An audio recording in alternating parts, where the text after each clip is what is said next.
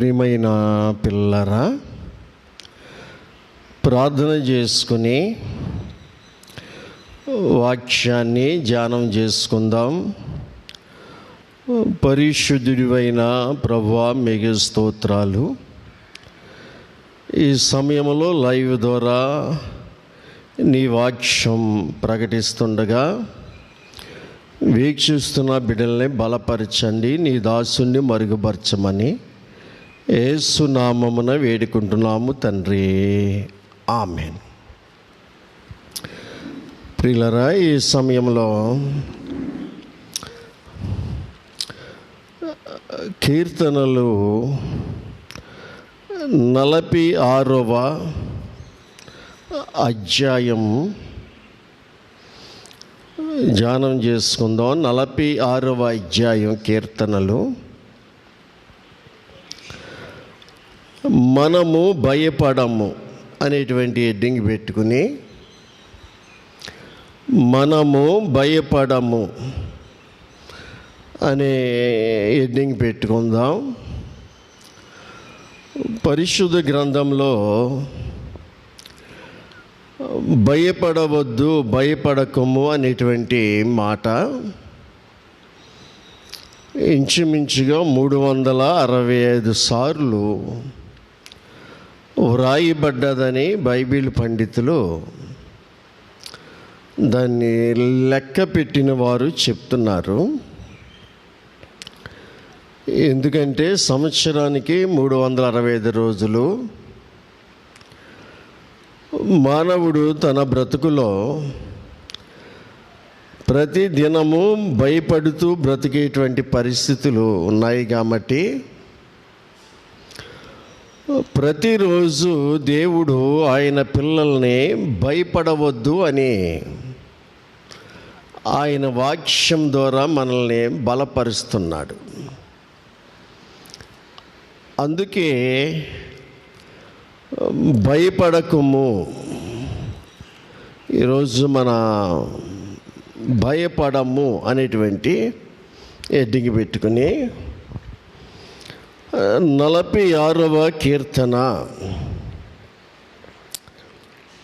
మొదటి వచనంలో, దేవుడు మనకు ఆశ్రయమును దుర్గమును అయ్యున్నాడు. దేవుడు మనకి ఆశ్రయము ఎవరికి అని చూసినట్లయితే, ఏ దిక్కు లేనటువంటి వారికి,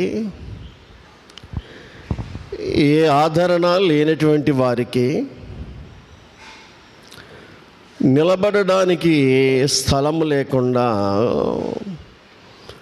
తలదాచుకోవడానికి గూడు లేనిటువంటి వారికి దేవుడు ఏమై ఉన్నాడంటే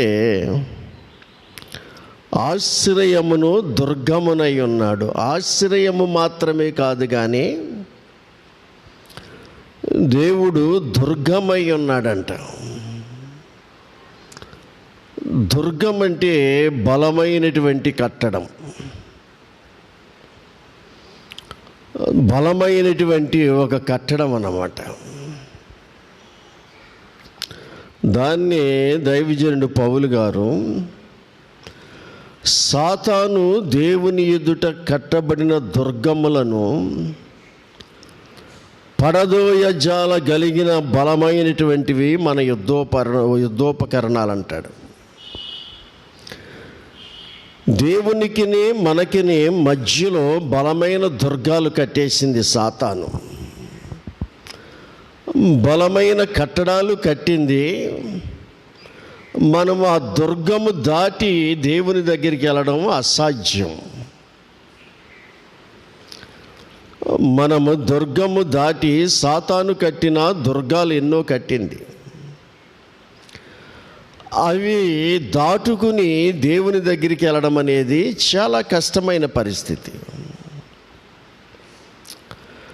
అయితే పౌలు గారు అంటాడు,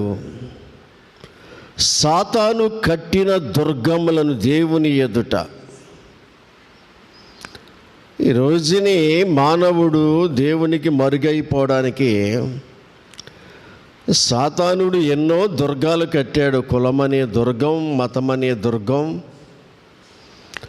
రకరకాలైనటువంటి దుర్గాలు కట్టి, బలమైనటువంటి కట్టడాలు కట్టి మానవుణ్ణి దేవునికి దూరపరుస్తుంది. అది దేవుడు మనకు ఆశ్రయము మాత్రమే కాదు, కానీ ఆయన మనకు దుర్గమై ఉన్నాడు. అంటే మనము దేవుని దుర్గములో ఉంటే చాలా సురక్షితముగా ఉంటాం. సాతాను కట్టిన దుర్గాలు వేరు, దేవుడు కట్టినటువంటి దుర్గాలు వేరు. సాతాను కట్టినటువంటి దుర్గాలు ఏంటంటే దేవునికి మనిషిని దూరం చేస్తాయి. దేవుడు కట్టిన దుర్గములో మనం ఉంటే సురక్షితముగా మనం ఉంటాం. అందుకే ఆపత్కాలములో ఆయన నమ్ముకొనదగిన సహాయకుడు. మనకి ఆపద కాలం వచ్చినప్పుడు ఆ ఆపదలో నమ్ముకుంటే సహాయం చేసేవాడై ఉన్నాడంట. ఆ ఆపదలో మనం ఆయన్ని నమ్ముకుంటే మనకి సహాయం చేసేవాడై ఉన్నాడు. ఆ 2 లైన్లో ఏమంటున్నాడంటే, 1 ఆశ్రయము, 2 దుర్గము, 3 ఆపదలో సహాయకుడై ఉన్నాడు. ఈ రోజుని ఆపదలో ఆదుకునే వాళ్ళు బహు తక్కువ మంది కనిపిస్తారు మనకి. ఆపద రాకముందు నరుని హృదయము అతిశయపడద్దంట. ఆపద రాకముందు అతిశయపడతాడంట నరుడు. నాకేంటి, నేను ఎవరికి లెక్క చేయాలి అని ఒక అతిశయపడతాడంట. ఆపద వచ్చిన తర్వాత మనుషులు వచ్చి మనల్ని పరామర్శిస్తారు. దేవుడైతే ఆపదలో మనకి సహాయకుడు. ఆపద ప్రమాదము జరిగిపోయిన తర్వాత ఆయన రాడు. ప్రమాదము జరగకముందు కూడా రాడు, కానీ ప్రమాదములో ఆపదలో ప్రవేశించినప్పుడు ఆయన మనతో ప్రత్యక్షమవుతాడు. శత్రక్, మేషక్, అబేద్నెగోలు ఉన్నారు. వారిని కాళ్ళు చేతులు కట్టినప్పుడు రాలేదు అండి, వారిని దూషించినప్పుడు రాలేదు, వారిని 7 అంతల అగ్నిగుండం 7 అంతలు చేసినప్పుడు రాలేదు, వారిని అగ్ని గుండములోకి విసిరేసినప్పుడు ఆ అగ్ని గుండములో వారితో పాటు ప్రత్యక్షమయ్యాడు. ఆపదలో ఆయన సహాయకుడు, నమ్ముకొనదగిన సహాయకుడు. ఏమండి, ఆ అగ్ని ఏసీగా మార్చబడ్డది. ఏమండి, అది నెబుకద్నెజరు కోపాగ్నికి సాదృశ్యం. ఆ అగ్ని అయితే యేసు ప్రభువారు ఎవరంటే దహించు అగ్ని. యేసు ప్రభువారు దహించు అగ్ని కాబట్టి ఈ కోపాగ్నిని దహించు అగ్ని కోపాగ్నిని చల్లార్చింది. నెబుకద్నెజరు కోపాగ్ని, ఆ అగ్నిగుండం. యేసు ప్రభువారు దహించు అగ్ని. ఆ దహించు అగ్ని కోపాగ్నిని చల్లార్చింది. ఆపదలో నమ్ముకొనదగిన సహాయకుడు. వాళ్ళు ఒకటే మాట అన్నారు, మా దేవుడు ఈ అగ్ని నుండి రక్షించడానికి సమర్థుడు, ఒకవేళ రక్షించకపోయినప్పటికి కూడా మేము నీ బంగారు బొమ్మకు మ్రొక్కము అన్నాడు. రక్షిస్తేనే దేవుడు కాదు, రక్షించకపోయినప్పటికీ మా దేవుడే అన్నాడు. అటువంటి సమర్పణ కలిగినటువంటి దైవజనులు. దానియేలుని సింహాల బోన్లో పడేసి అప్పుడు సింహాలు మింగడానికి వచ్చినప్పుడు దూతను పంపించాడు. ఆపత్కాలంలో నమ్ముకొనదన సహాయకుడు. మనం ఆల్రెడీ అగ్ని గుండంలోకి వెళ్ళిపోవాలి, సింహాల బోన్లోకి వెళ్ళిపోతే అప్పుడు ప్రత్యక్షమవుతాడు. మనం వెళ్ళకుండానే వెళ్ళినట్టుగా ఫీల్ అయిపోతాం. కాలిపోకుండానే అగ్నిగుండంలో పడేయకముందే పడిపోయినట్టుగా ఫీల్ అయిపోతాం. మనం సింహాల బోన్లు వేయకుండానే సింహాలు మనం పీకు తిన్నట్టుగా ఫీల్ అయిపోతాం. ఒక శోధన రాకముందే ఆ శోధనలో ఉన్నట్టుగా మన స్థితి ఉంటుంది. అందుకే దేవుడు అటువంటి వాడు కాబట్టి దేవుడు ఆశ్రయమై ఉన్నాడు, దేవుడు దుర్గమై ఉన్నాడు, దేవుడు ఆపత్కాలములో నమ్ముకొనదగిన సహాయకుడై ఉన్నాడు. కాబట్టి 2వ వచనములో కావున అంటే దేవుడు ఎటువంటి వాడు కాబట్టి భూమి మార్పు నొందినను, నడి సముద్రములో పర్వతములు మునిగినను. ఏమండి, భూమి మార్పు చెందిన అంటే భూమి మార్పు చెందినను అంటే ఉత్తర దక్షిణ తూర్పులు పడమరలు దిక్కులు మారిపోయినా, నడి సముద్రములోని పర్వతాలు మునిగిపోయినా, వాటి జలములు ఘోషించు నురుగు కట్టినా,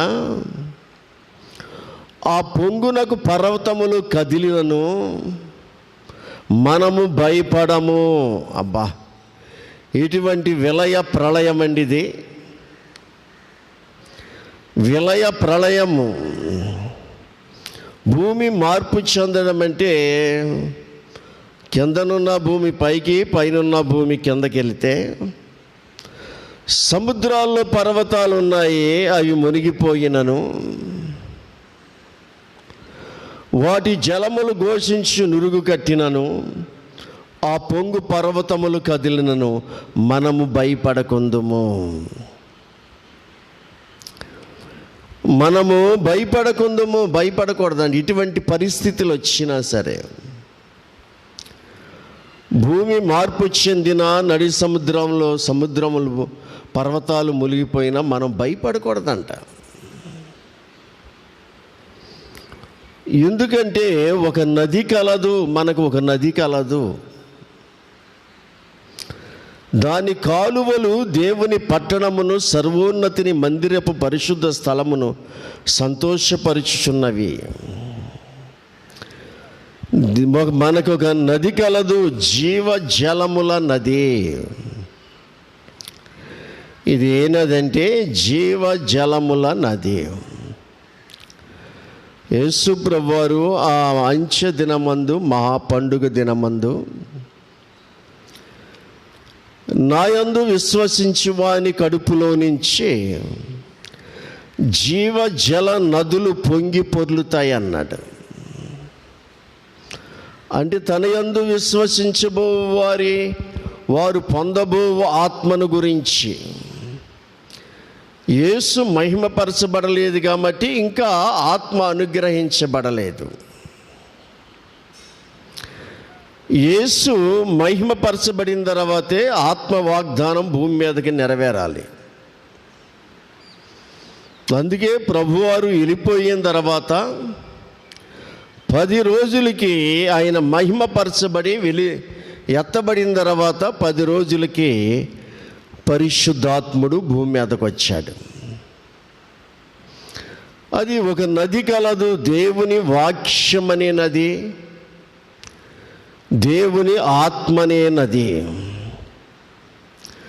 వాక్యమనే నది, ఆత్మనే నది. దేవుని వాక్యము, దేవుని ఆత్మ రెండు దేవుని సంఘాన్ని నడిపించాలి. విశ్వాసులమైన మన హృదయాల్లో ప్రవహిస్తూ ఉండాలి. కొన్ని సంఘాల్లో, కొన్ని సహవాసాల్లో వాక్యమనే నది ఉంటే ఆత్మనే నది ఉండదు. కొన్ని సంఘాల్లో ఆత్మనే నది ఉంటే వాక్యమనే నది ఉండదు.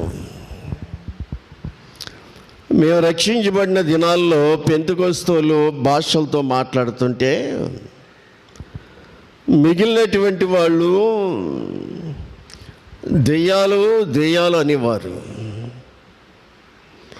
ఏమండి, ఆ తర్వాత దైవజనులు యేసన్న గారు సభలు పెట్టి లక్షల మంది మధ్యలో ఆరాధన చేసి భాషలతో మాట్లాడుతుంటే సౌండ్ లేదు.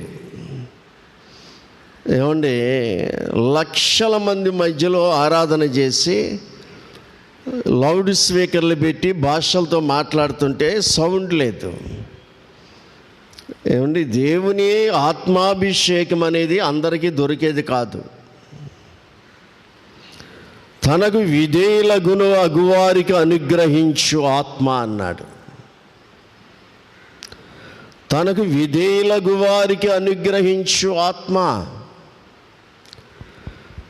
దేవుని ఆత్మకు ఎవరైతే విధేయత కలిగి జీవిస్తారో వారికి మాత్రమే అనుగ్రహించే ఆత్మ.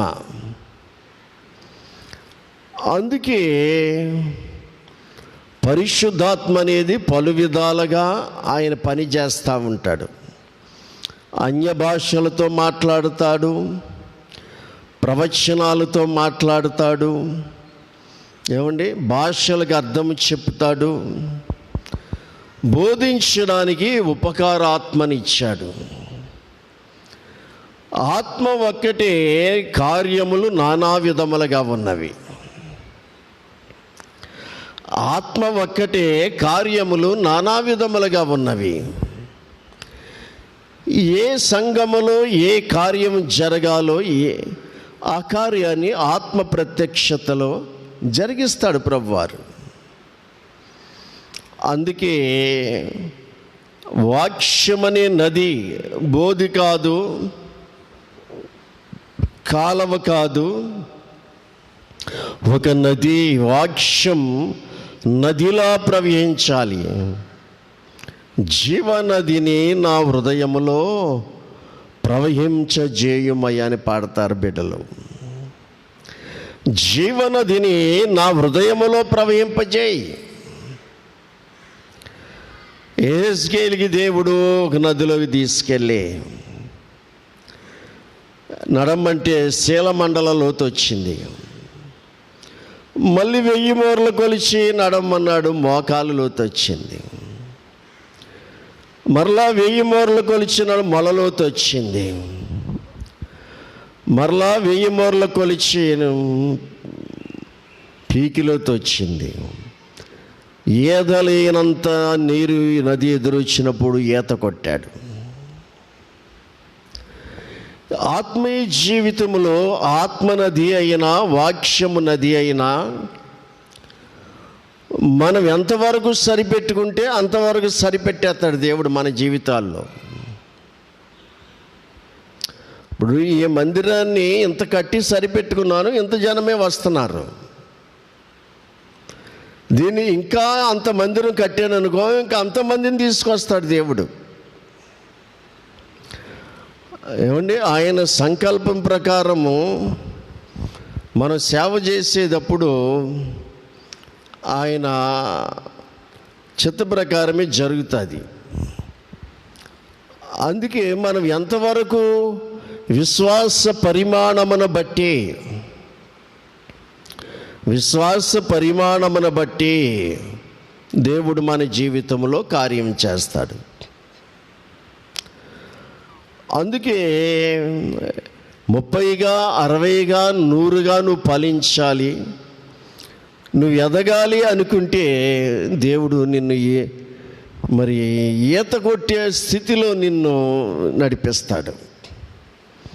అందుకే ఒక నది కలదు అంటే వాక్యమనే నది, దేవుని ఆత్మనే నది, దాని కాలువలు దేవుని పట్టణమును, సర్వోన్నతుని మందిర పరిశుద్ధ స్థలమును సంతోషపరుచుచున్నవి. ఈ నది దేవుని పట్టణము అంటే యెరూషలేము.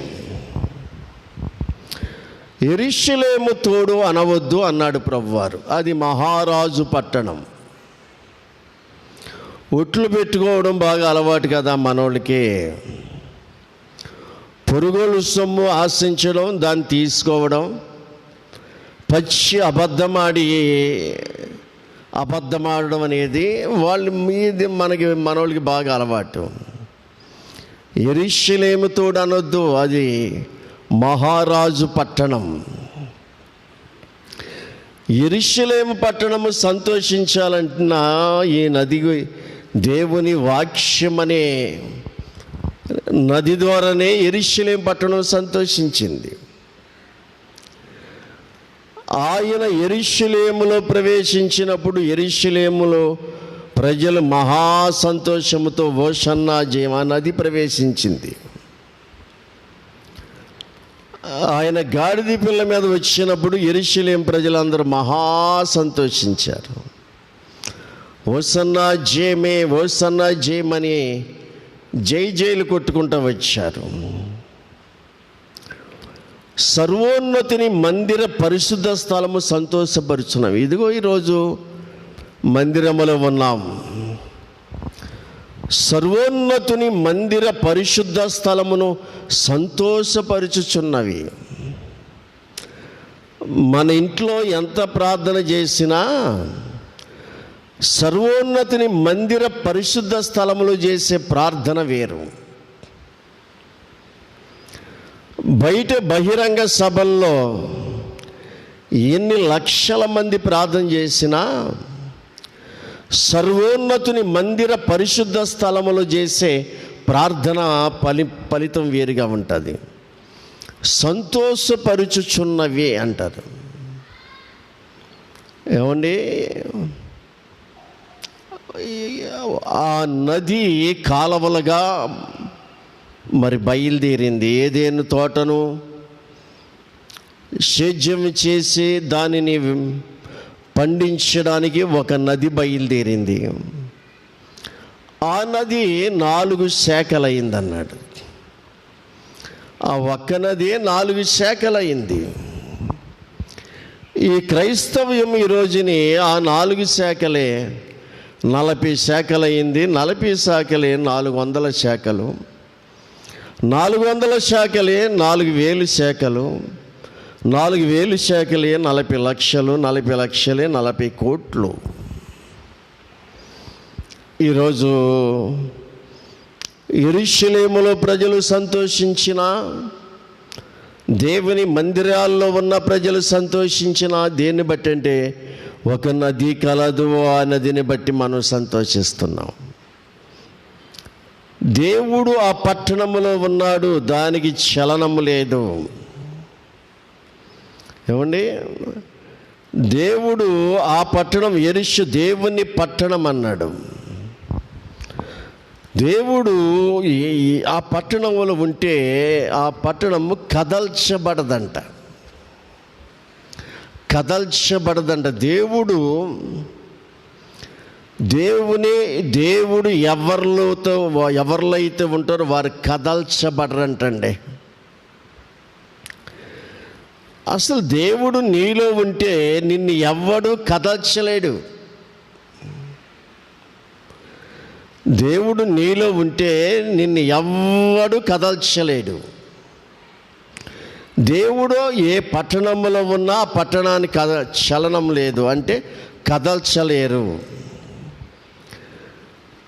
దేవుడు ఆ పట్టణంలో మాత్రమే కాదు, ఏ మనిషిలో ఉన్నా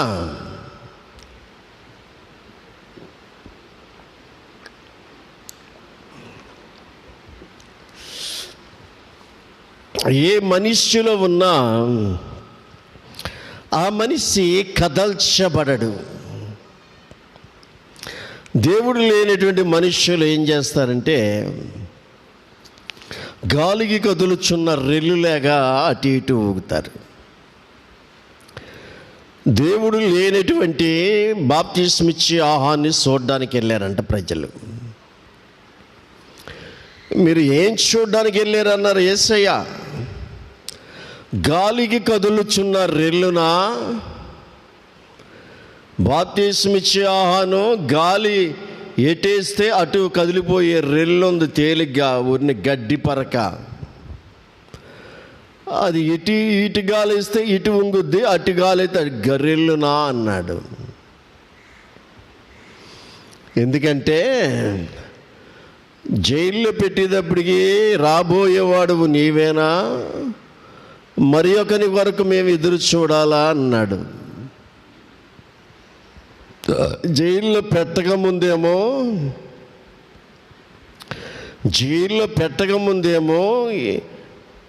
నా వెనక వచ్చేవాడు నాకంటే ప్రముఖుడు, ఆయన చెప్పులు వారు విప్పడానికి కూడా నేను యోగ్యుడిని కాను. ఆయనకి బాప్తిసం ఇచ్చి ఆయన గురించి ఇదిగో లోక పాపములు మోసుకొని పోవు దేవుని గొర్రెపిల్ల అని సాక్ష్యం ఇచ్చి ఈరోజు నువ్వేనా యేసు ప్రభువు? ఏది చెరసాల్లో వేసిన తర్వాత, జైల్లో చెరసాల్లో బంధించిన తర్వాత ఆ విశ్వాసం వచ్చింది. ఏమండి, నువ్వేనా మెస్సయ్యవు లేక మరొకని కోసం మేము కనిపెట్టాలా అన్నాడు. మరి గాలికి కదులుతున్న రెల్లు కాదా? మనకు అన్నీ బాగుంటే మహాభక్తులం మనం, అన్నీ సమకూర్చబడి ఆరోగ్యం బాగుండి ప్రార్థనలన్నీ ఫలించి మన కోరికలన్నీ సఫలం చేసి చక్కగా ఉంటే మహాభక్తులం. అబ్బో, మనంత భక్తులు ఎవరు ఉండరు. ఏదన్నా కాస్తంత తేడా వచ్చిందా, ఏదన్నా తేడా వచ్చిందా అప్పుడు కనపడద్దండి మన భక్తి అంటూనే. చిన్న తేడా వచ్చిందంటే చాలు మన భక్తి ఎంతో అప్పుడు కనపడుద్ది. అందుకే దేవుడు ఏ పట్టణంలో ఉంటే ఆ పట్టణం కదిలించబడదు, దేవుడు ఏ సంఘములో ఉంటే ఆ సంఘం కదిలించబడదు, దేవుడు ఏ సేవకుడిలో ఉంటే ఆ సేవకుడు కదిలించబడడు. అందుకే అరుణోదయమున దేవుడు దానికి సహాయం చేయుచున్నాడు. అరుణోదయమున దేవుడు దానికి సహాయం చేయుచున్నాడు. ఆయన సహాయం చెయ్యాలంటే నువ్వు పరుగులు ఎత్తకముందే సహాయం చేస్తాడు. నువ్వు మంచం మీద నుంచి లెగిచి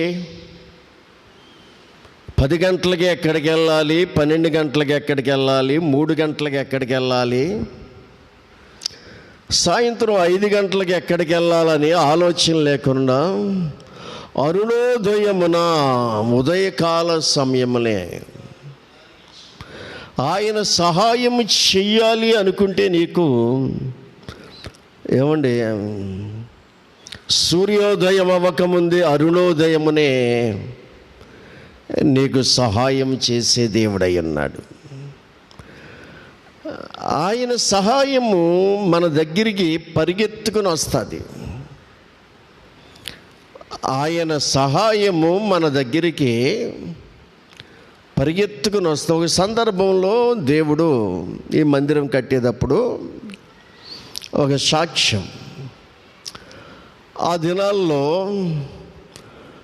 మరి ఈ మందిరాలు కట్టేటప్పుడు క్రైస్తవులు పుస్తకాలు వేయించి డొనేషన్లు పోగు చేస్తాం అలవాటు కదా.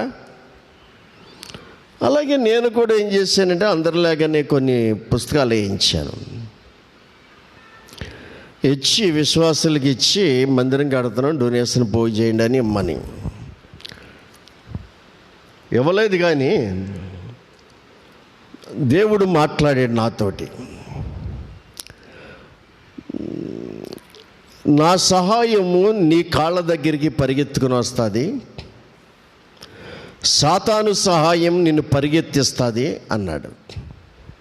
అంటే పుస్తకాలు తీసుకుని అన్యుల దగ్గరికి, రాజకీయ నాయకుల దగ్గరికి, వాళ్ళ దగ్గరికి వీళ్ళ దగ్గరికి వెళ్ళి అడుక్కునే వాళ్ళగా, బాబు చర్చి కట్టుకుంటున్నాము ఏమండి కాదంత ఏమైనా రాయండి అని బతులు ఆడుకుంటే వాళ్ళు అది దేవునికి మహిమ కాదు.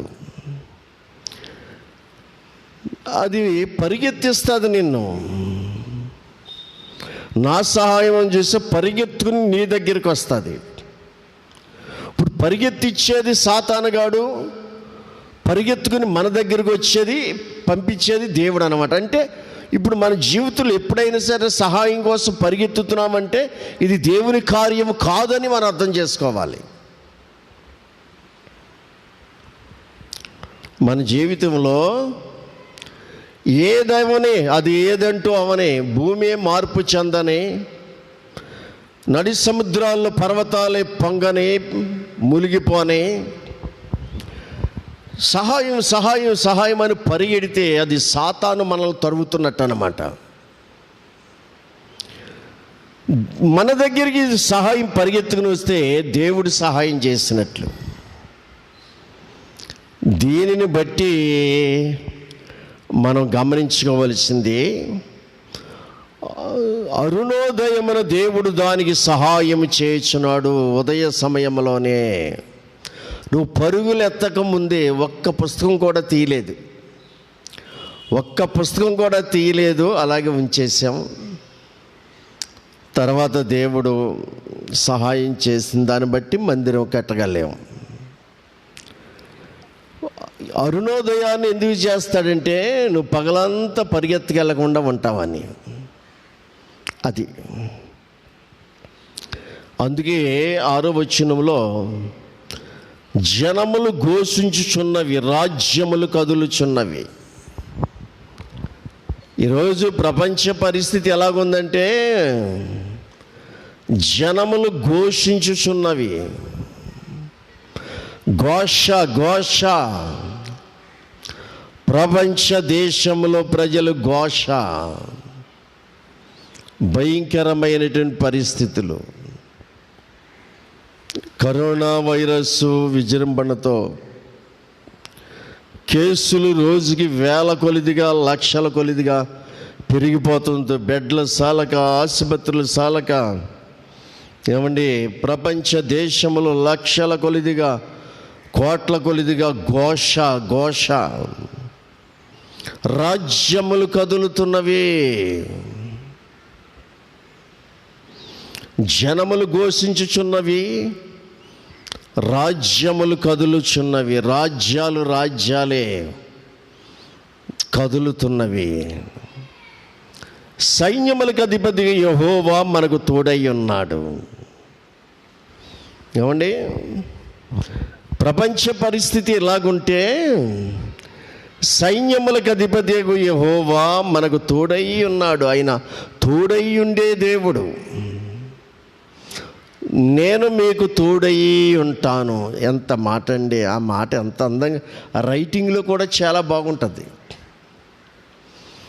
యాకోబుకు నేను తోడై ఉంటాను అన్నాడు,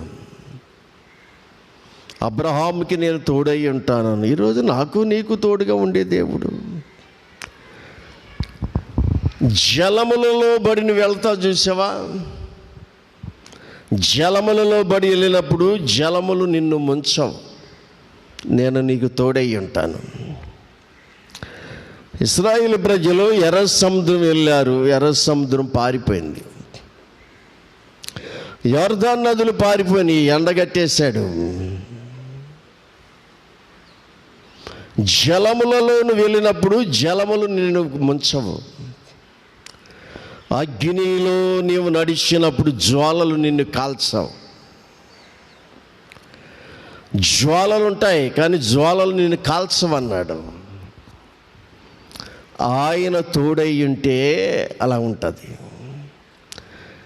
ఇమ్మానుయేలు దేవుడు, ఆయన మనకు తోడై ఉండే దేవుడు అంటే ఇమ్మానుయేలు దేవుడు అని అర్థం. అందుకే ప్రియులారా, ఆయన తన కంఠధ్వని వినిపించగా భూమి కరిగిపోవచ్చున్నది.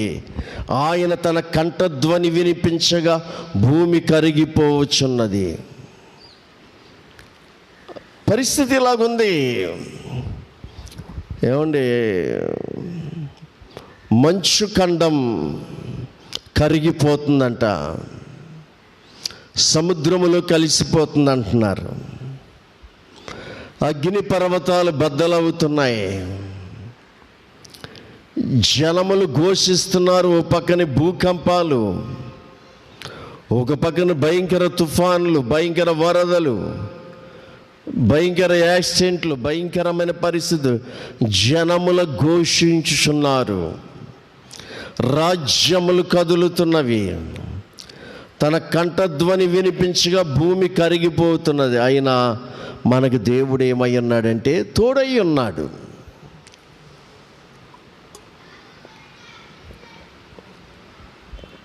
ఎంత గొప్ప సంగతి! ఆయన తోడై ఉన్నాడు. యాకోబు యొక్క దేవుడు మనకు ఆశ్రయమై ఉన్నాడు. ఆయన చేసిన కార్యములు వచ్చి చూడుడి. ఆయన చేసిన కార్యాలని వచ్చి చూడండి. ఏమంటే ఆయనే భూమి మీద నాశనమును కలగజేయవాడు. అదండి, కీడైనా మేలైనా ఆయన ద్వారానే జరుగుద్ది. ఆయనే భూమి మీద నాశనము కలగజేయవాడు. ఆయనే భూదిగంతాల వరకు యుద్ధములను మాన్పువాడు. యుద్ధములను రేపువాడు ఆయనే, మాన్పువాడు ఆయనే. తూర్పు నుండైనా హెచ్చు కలగదు, పడపట నుండైనా హెచ్చు కలగదు. దేవుడే ఒకరిని హెచ్చించును. చూసారా? యుద్ధములు రేపువాడు ఆయనే, మాన్పువాడు ఆయనే. విల్లు విరుచువాడు, బల్లెమ తెగ నరుకువాడు ఆయనే. విల్లు విరిచివాడు, బల్లెమ తెగ నరుకువాడు ఆయనే. అంటే యుద్ధాలని చెయ్యాలన్నా చైనా వాళ్ళు మనం భూభాగంలోకి వచ్చి మన వాళ్ళని చంపేశారు. మళ్ళీ తోక ముడుచుకుని కొన్ని కిలోమీటర్లు వెనక్కి వెళ్ళిపోతున్నారు. యుద్ధం వచ్చేస్తుందేమో అనుకున్నాం. యుద్ధమును మానుపువాడు, బల్లెమును తెగ నరుకువాడు ఆయనే, విల్లు విరిచివాడు ఆయనే. సమాధానము కీడు ఆయన ద్వారానే బయలుదేరిన కదా ఈ ప్రపంచంలో. ఆయన చిత్తము లేకుండా ఏమీ జరగదు కదా పిల్లలారా. అందుకండి ఊరకుండండి, నేను దేవుడని తెలుసుకోనండి. నేను ఇటువంటి వాడిని కాబట్టి విల్లు విరిచివాడును, బల్లెమును తెగ నరుకువాడును, భూదిగాంతములు యుద్ధములు మాన్పువాడును, రేపువాడును నేనే. మీరు ఊరకండండి, నేనే దేవుడునని తెలుసుకోండి.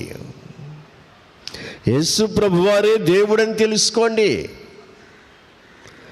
ఎవరు దేవుడు? నీకో దేవుడు, నాకో దేవుడు, దేశానికో దేవుడు, కులానికో దేవుడు, మతానికో దేవుడు, గ్రామానికో దేవుడు అనుకోమొక పిచ్చోళ్ళగా.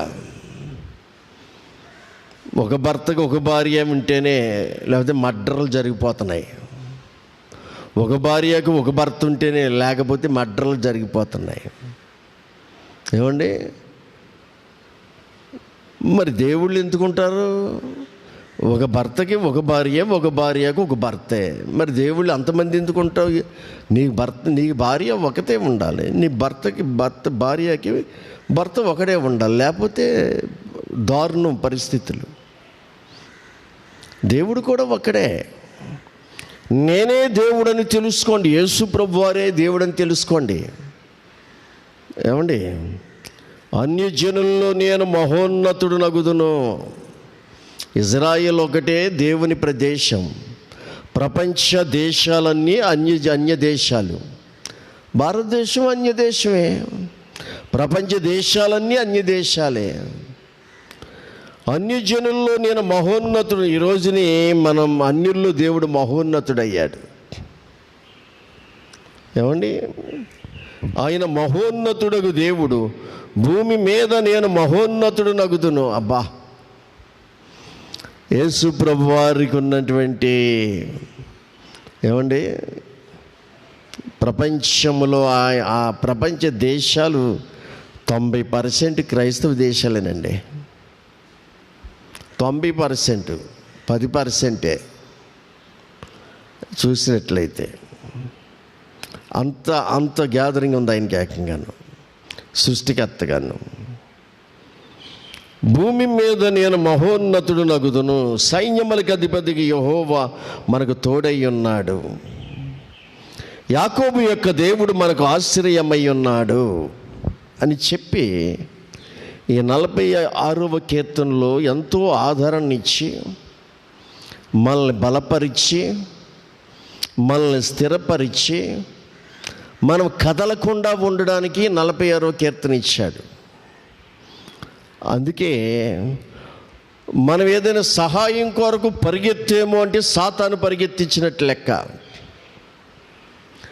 పరిగెత్తకుండా సహాయం మన దగ్గరికి పరిగెత్తుకొస్తే అది దేవుడు చేసిన సహాయం. దీన్ని బట్టి మనం దాన్ని జాగ్రత్తగా పరిగెడుతున్నామా, సహాయం మన దగ్గరికి పరిగెత్తుకొస్తే అది దేవుని కార్యం. ఆపదలో నమ్ముకొనదనగా సహాయకుడు కాబట్టి ఆయన వైపు చూద్దాం, ఆయన సహాయం కోసం ఎదురు చూద్దాం. ప్రార్థన చేసుకుందాం. పరిశుద్ధుడివైన తండ్రి, ఈ 11 గంటల సమయంలో 46వ కీర్తనలో చక్కని మధురమైన మాటలు మీరు ఇచ్చారు.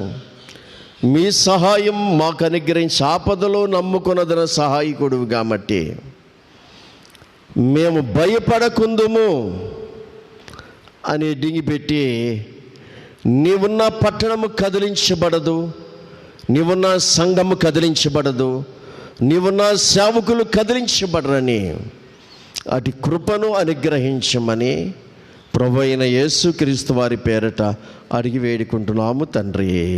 ఆమేన్.